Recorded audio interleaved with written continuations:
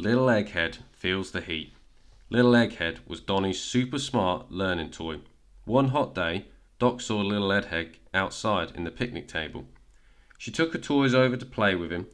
Little Egghead was brainy, but Professor Hootsberg was sure that she was even more intelligent. I think it's time we see once and for all who's the smartest smarty in the bunch, Professor Hootsberg said. Professor, I challenge you to a fact-off, Egghead replied. Doc told him that the first one to squeak squeakers got to answer the question. What's big, white, furry animal lives at the North Pole, Haley asked. Professor Hootsberg squeaked squeakers and answered, a polar bear, of course. Which planet is most famous for its beautiful rings, Lammy asked. Egghead winked, a signal that Stuffy should squeeze squeakers, which he did. Saturn, Egghead answered. And that's not all I know. Those rings are mostly made of ice.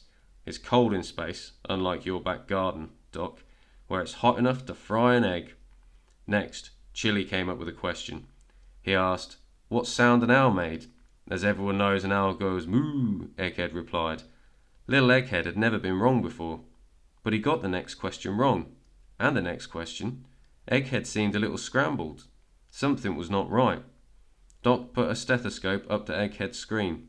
His heart was beating fast, and he felt really hot. Much hotter than he should be. Little Egghead had been out in the sun too long.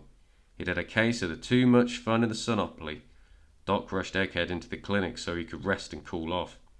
While Egghead rested, Professor Hootsberg read to him. Chapter 1. A History of the Whole Entire Universe, she began.